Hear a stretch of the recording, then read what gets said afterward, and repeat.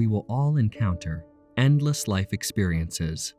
Our ceaseless efforts to engage in living our life fully involves a commitment to keep what is true while living in the present moment.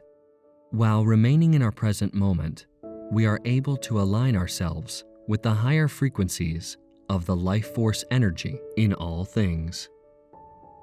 This is a never-ending practice of turning our inner self to the mysteries that surround us.